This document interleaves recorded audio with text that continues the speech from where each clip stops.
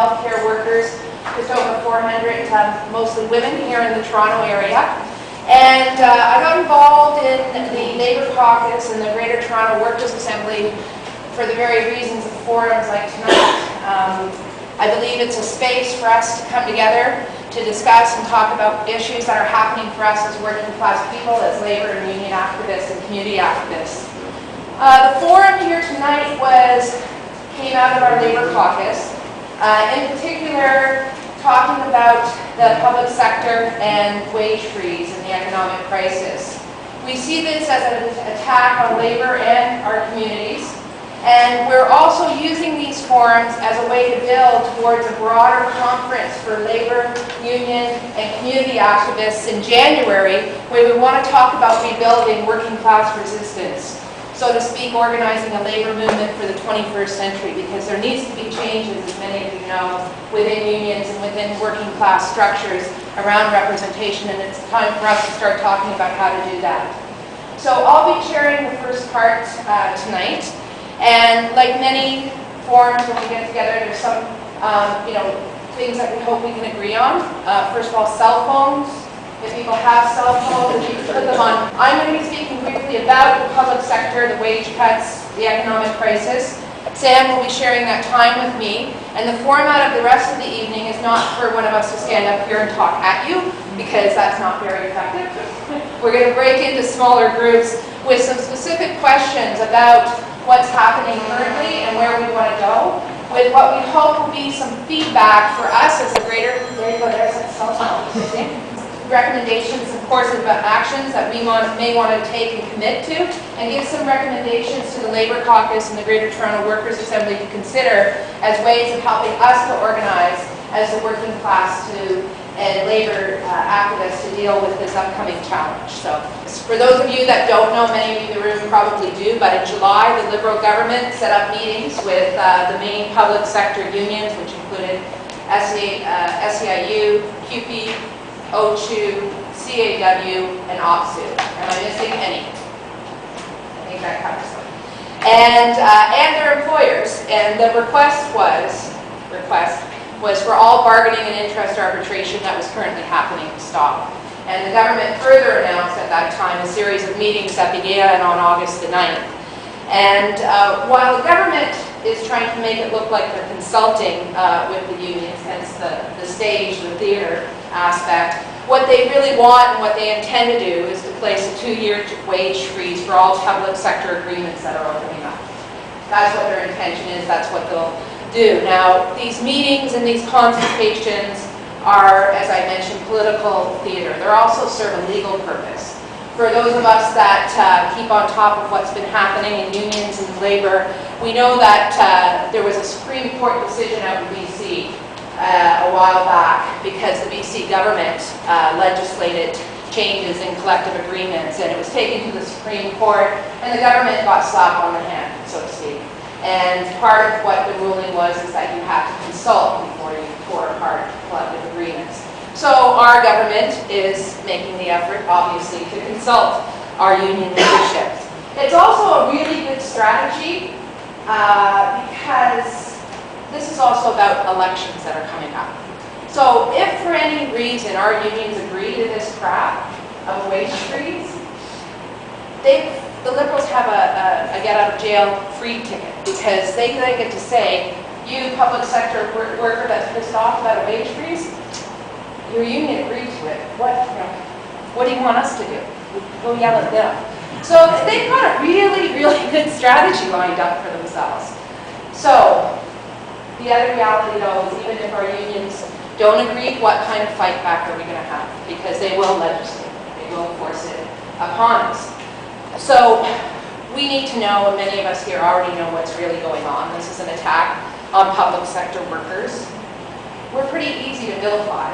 We saw here in Toronto what happened to our sisters and brothers in the TTC, front pages of the Sun.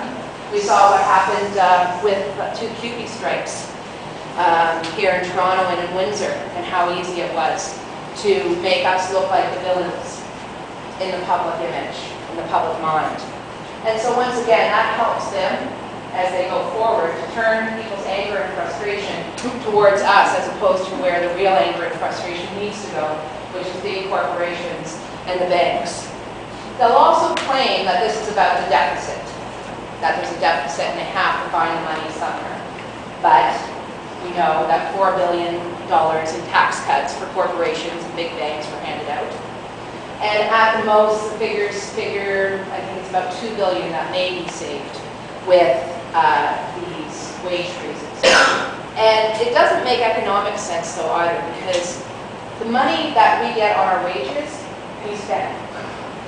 We put it back into our communities. We spend it on the necessities of life, on our rent, our child care. It's not money that we stock away. So it's also taking money out of the economy at a time when it can't be afforded. And this is also an attempt to show the general public that they're dealing with the deficit. And how are they dealing with the deficit? Well, they're attacking working class people and poor people. We saw that in the last budget as well, with the cuts to the special diet and the flatlining of welfare rates over the years. So what's at stake when we talk about this situation, what's happening right now? A lot. Because if we don't fight back, it doesn't stop here. We know that there are austerity measures. That's what the G20 was about. It was a big public press conference for our leaders to be able to make the announcement that deficits would be cut in half by 2012. And what that will mean is what's happening now is just the start. There will be further wage cuts to programs and to services. Everything that we have worked for as working class people, decent wages, collective bargaining even, because this is an attack on free collective bargaining. Programs that we helped to make happen in our communities will be undermined and cut. And it's the point now where we have to say, we're going to start to build for the struggle that's going to go on, not just now against these wage freezes, but that will have to continue on struggling for the next years to come. And we need to start that building now, and this is hopefully what this forum will help us do tonight. So I'm going to turn it over to Sam to share with us. Thanks, Kelly. It wasn't actually supposed to be on the agenda today. Michael Hurley from OCHU was supposed to be here, but he was at a rally and demonstration in Ottawa, and he couldn't get back. And what we wanted Michael to do, which unfortunately we'll miss, is that in OCHU they actually are developing a program of internal education and starting to mobilize. That is very impressive. So we'll get that at a future forum. I'll be very brief. I just want to highlight a few points. The first is that we started with this emphasis on having this conference in January to think about rebuilding working class resistance, because our starting point is that even if we come up with some ideas, what we're really suffering from is our weakness.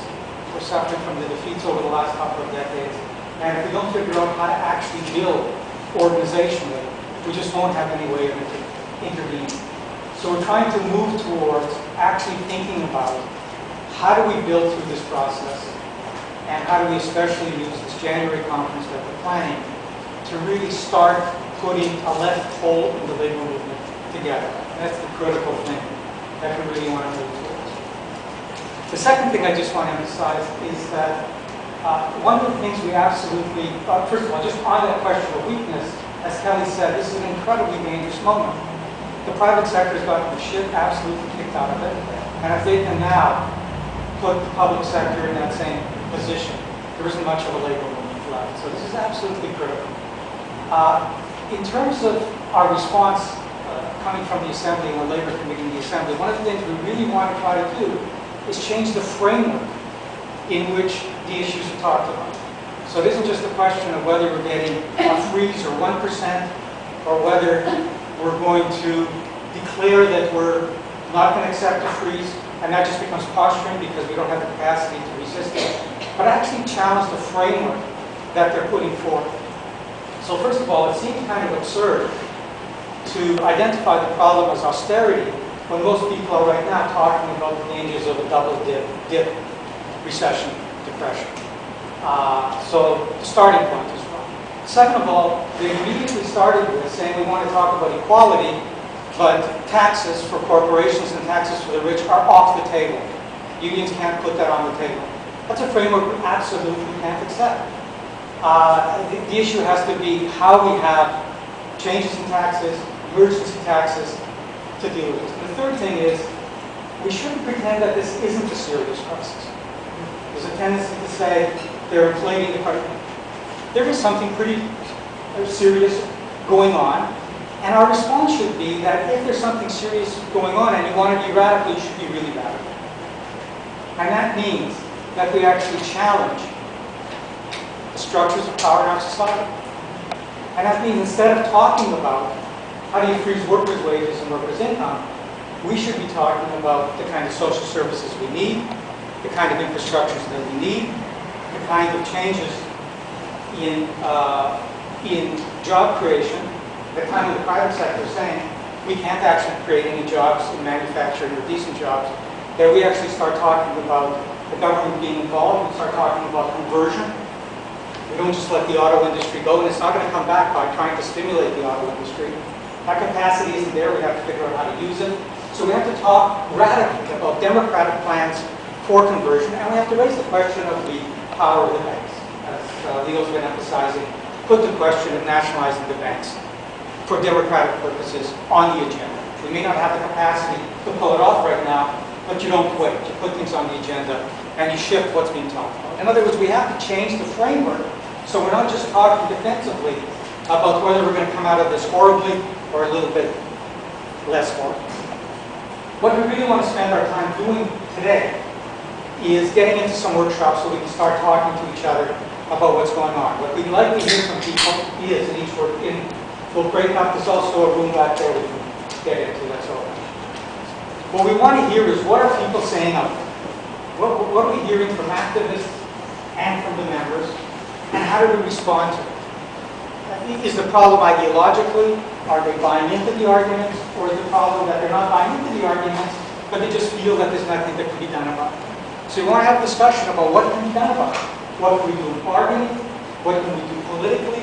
What can we do about thinking about the labor movement differently, as a different kind of class organization, about our relationships to the working class broadly, including the poor, the unemployed, etc. So that's what we want to talk about. Then we'll come back into a plenary and hopefully come up with some conclusions. What is it that the Toronto Workers' Assembly can actually do to intervene in what's going on? And come up with some ideas, whatever they are, whether they're a newsletter that can be used in organizing, where we keep people updated, whether they're a SWAT team that we put together of people who can, every time there's a deal made, we can actually instantly go over it, criticize it, and get it out there. What are the things that we can concretely do? One of the problems we have is that right now there aren't a lot of struggles taking place over the freezing the austerity. It makes it very difficult for us to also just intervene in particularly solidaristic terms. So we have to come to grips with this, and we want to hear from people. OCHU is the Ontario Council of Hospital Unions. It's a bargaining council for hospital workers in Ontario, for QP. And they had a conference, as Sarah was mentioning, about a week or so ago, a couple of weeks ago, and developed a policy which looks at campaigning for public services. The government has set this up as a wage freeze in order to defend public services. So in fact, we're experiencing right now, as is OPSU and ONA and the other unions, large-scale layoffs in some of our hospitals. So there's actually a shrinkage of services. So we're campaigning strongly on defending public services and attempting to reconnect as much as possible with the public in the lead up to this process. And that's the key aspect of it. And today, actually, I meant maybe why Michael's not here is today there was a rally in Ottawa in front of the Queensway Carleton. It was about 150 people out targeting Bob Chiarelli, the newly elevated cabinet minister, but also the local NDP to come through and actually defend the hospital beds that are being cut at the Queensway Carleton. We're also, getting ready, prepared to defend free collective bargaining.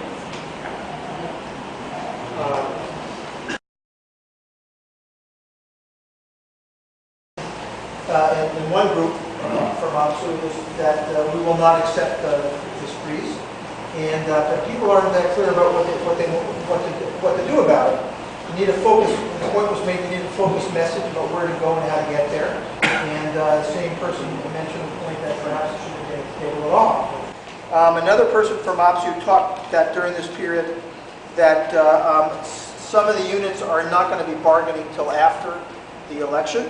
So this will affect them in the future.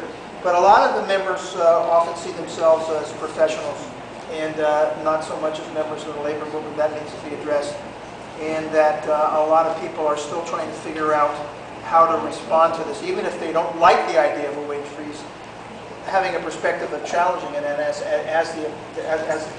the lack of alternative is posed, those people are going to be problematic. Somebody from CUPE talked about that he thought that really what's going to happen is that since a lot of big groups are not going to be bargaining until after the election, the ones that are bargaining now are going to be really in trouble.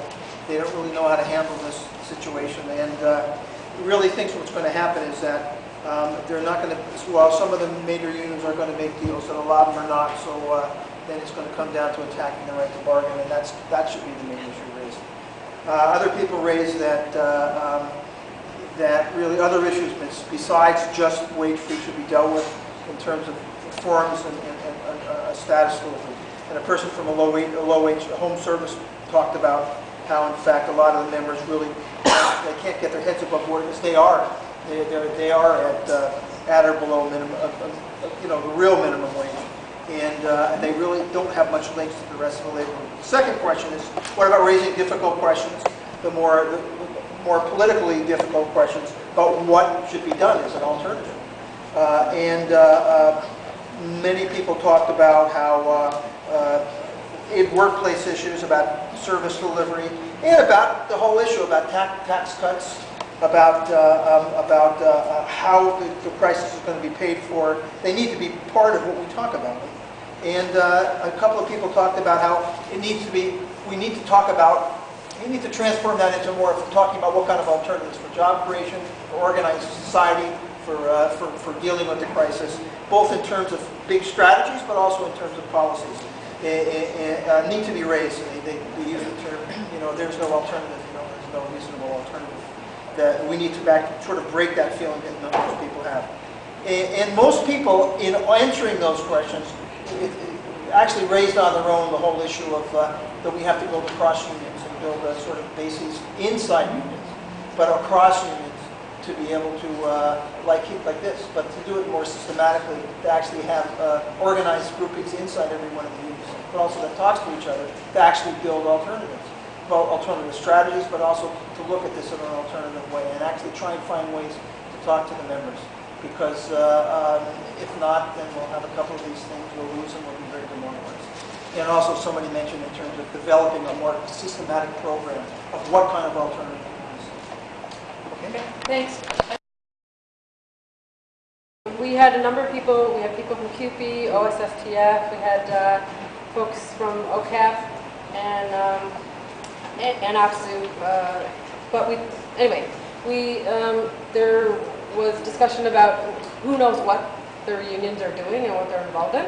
And so we had firefighter representation as well. So we got a fairly wide range of opinions about where they think the locals or their unions are at.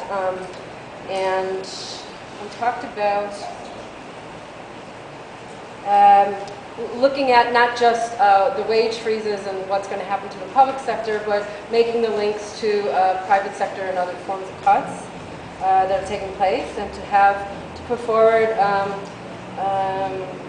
the need for not only making alliances within the trade union movement, but also looking at, for instance, solidarity with like public sector workers and with people who are unemployed and homeless. issues and making those alliances, but not just alliances amongst each other, but to build a broader sense of solidarity. And making the links between the jobs and the services that are public sector based, and the effects that this has on homeless and underhoused as well, and making the links between the demands for instance, us taking up the demand for the special diet and supporting that, also increasing social assistance rates, while at the same time demanding and looking at how taxes are being spent and where is the money going and how is it being used. We also talked about,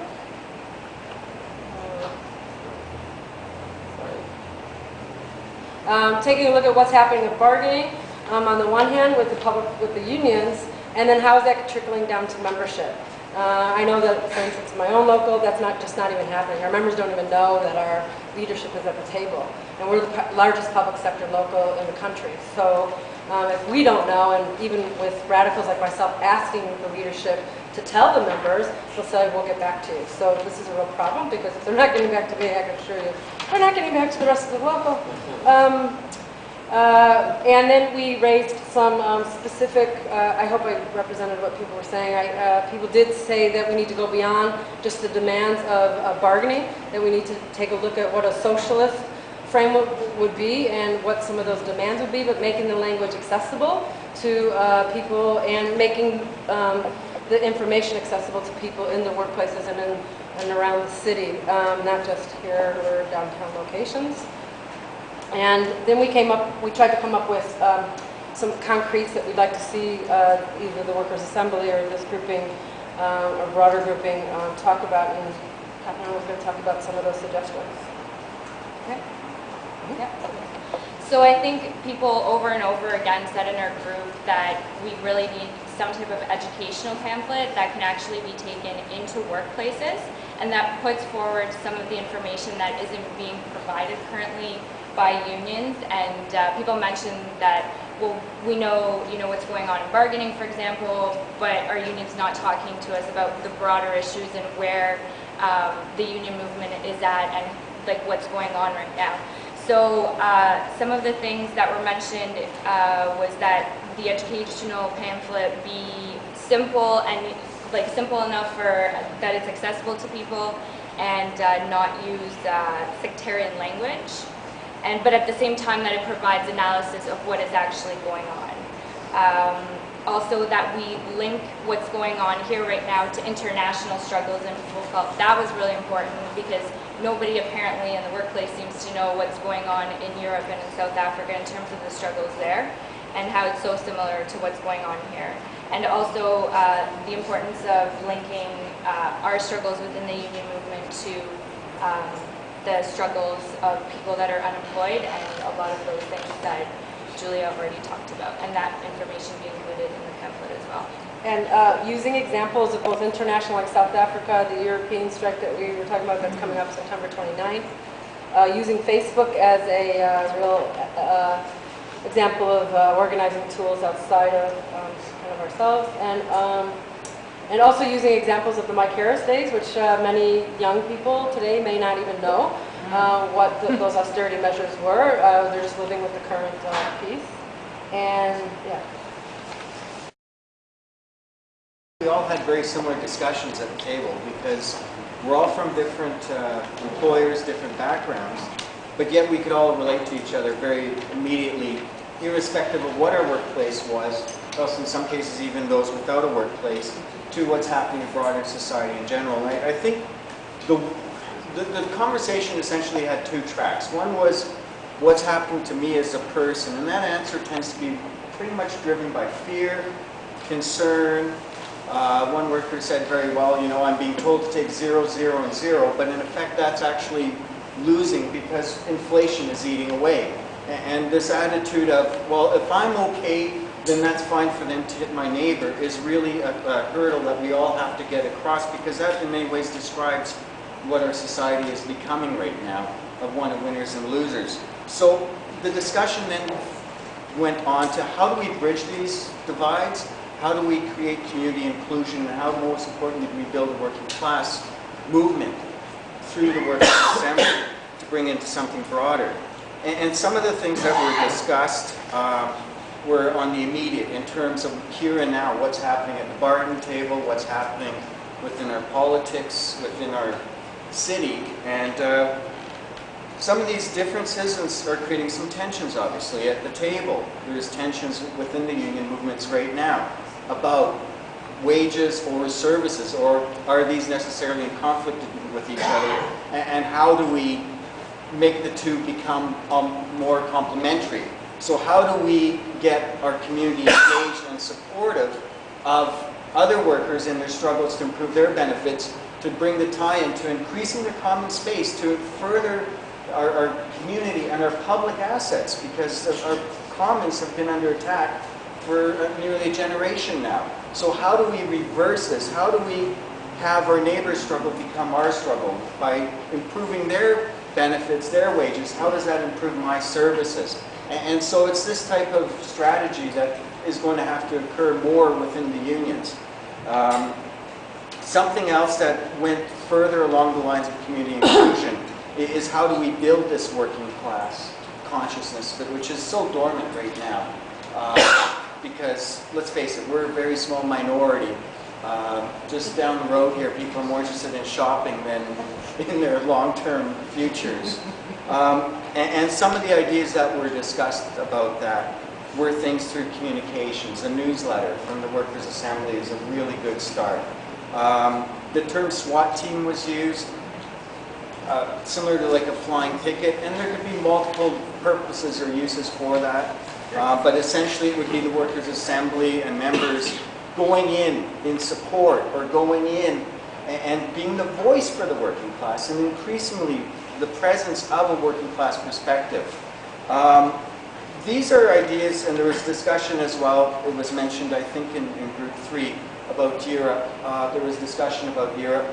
These are some of the things that are, Europe is much further ahead than us in terms of a broader based movement, a movement that crosses our own silos of unions and, you know, and individuals into something bigger.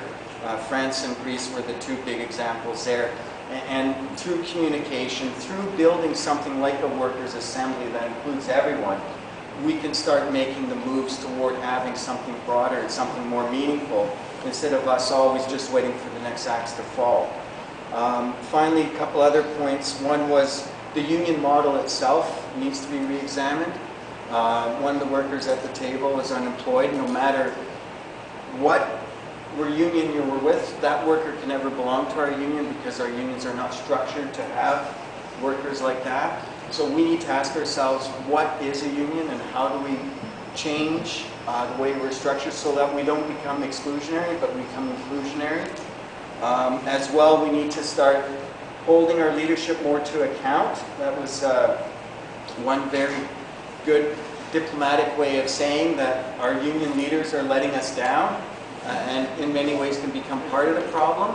And something else that was discussed was the role of our own pensions being used to further the capitalist system, because ultimately it is the capitalist system itself that is the driver behind this agenda, which doesn't matter where you are in the world, we're all going through the same concerns. Most importantly, the discussion ended on the issue of the Worker Assembly itself. Where are we to go? Are we going to become a great place to have a discussion, or are we going to take it something more meaningful?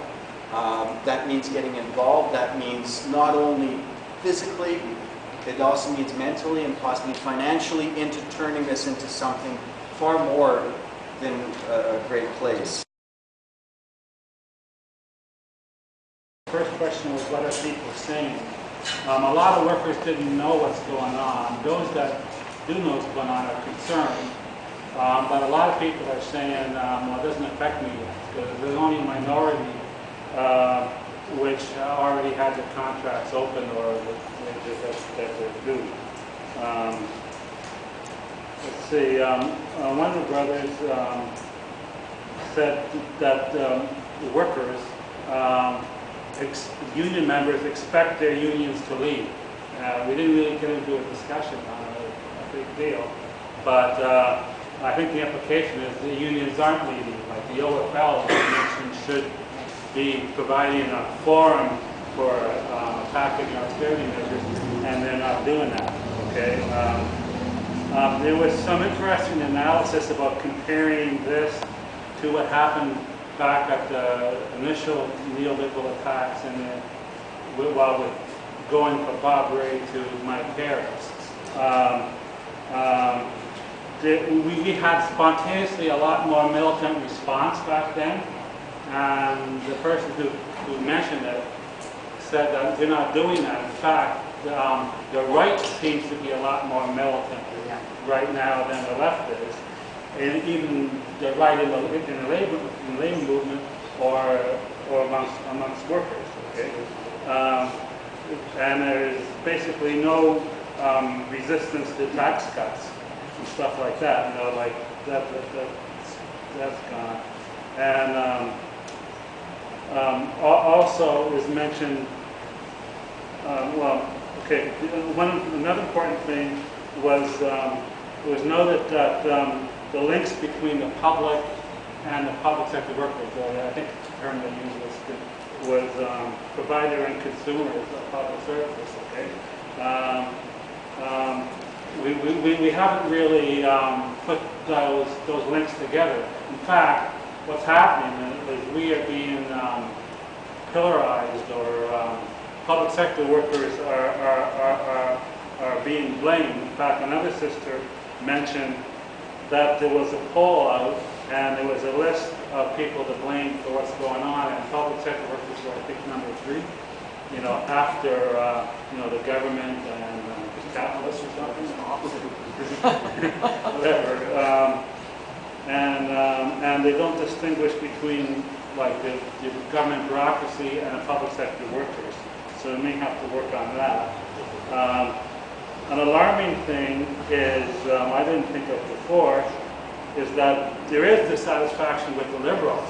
But if what I said is correct about the right, you know, it means the Tories are going to come in, and we're going to have some more of that sort of stuff. Anyway, moving ahead, things that we can do. A newsletter was top on the list.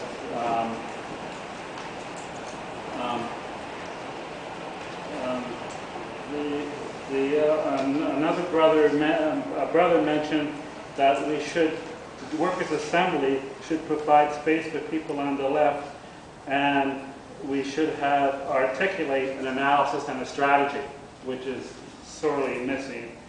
And one thing we could point out right away is that the wage freeze won't appease the capitalists. It was pointed out that the wage freeze comes to about $2 billion. The tax cuts come to $4 billion.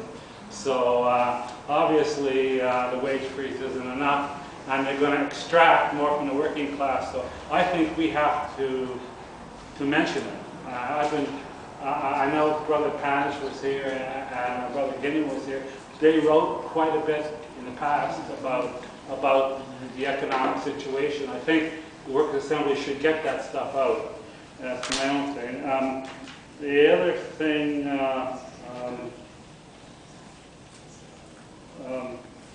one thing that they're looking to get from the union leaders is the minimum that's acceptable to get this thing through. So nobody really knew what was the minimum acceptable, but I think dialectically we could have a big input into what's acceptable. I mean, first of all, we should say nothing's acceptable to getting rid of collective bargaining and stuff like that. But basically, we have to articulate the strategy. So with that, there's also one brother, I have to admit it was myself, who absolutely insisted that we have to denounce the union bureaucrats at this time. Or else we're going to get sold out down the river, okay?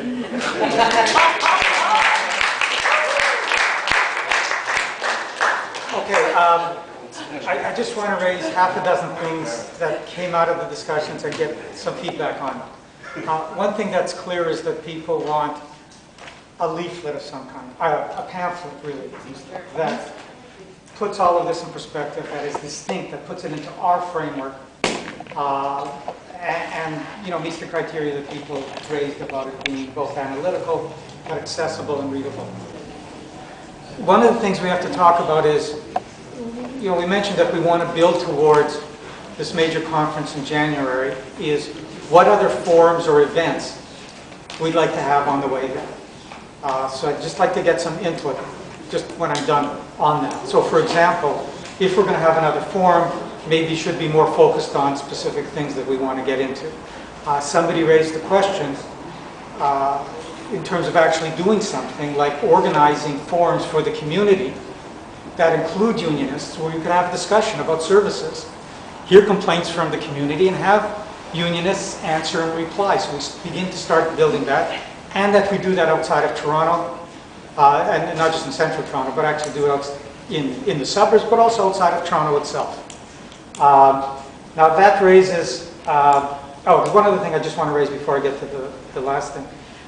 Everybody talked about the need to make links between unions and the community. If we're serious about this, it cannot just be at the level of rhetoric. It is not just going to be helpful if every time we put out a statement, we add something about the fact that we care about the community and that we love services. We're going to have to do something to show that it's serious. Something like putting services on the bargaining table. Actually thinking about bargaining differently so that we're expanding bargaining rather than letting the state narrow bargaining by saying we're going to put services on the table and really speak to the community. It's a difficult, complex question, but it's something we have to talk about. And also about organizing in the community. We have to show that we're really organizing. We have to show that we raise issues when they talk about raising the standards of, that if we accept this, they'll do something for low-income workers. We have to remind them that they can do something for low-income workers. They can do something around the special diet, around minimum wages, around the non-union sector immediately. They don't need anything from us if they're sincere about that. The last thing I want to raise, which relates to all of this, is, and this is a problem within the Assembly as a whole, we have to take the question of money seriously. That we're taking on big things. You know, people raise questions about challenging capitalism and challenging what unions are. If we want to do these things, it's going to require resources. And I don't just mean resources for a leaflet that costs some money or a newsletter. I mean resources for organizers. If we're going to go and do something in communities outside of Toronto, that can't just happen. It's going to require somebody who's actually ready to travel and do something. So we have to take the question of resources seriously. Get a chance to sign up so that they'll get emails from us, so you'll get ongoing information. Yeah, Paul's got it over there. Closing words. Sam, wrap it up, brother. Bring it home. That's it. Thanks, everybody. That was excellent. The point that was being made about we have to organize is the most important thing we have to do. So, great. Look forward to seeing everybody soon, and that everybody brings another 5 people. Tuesday.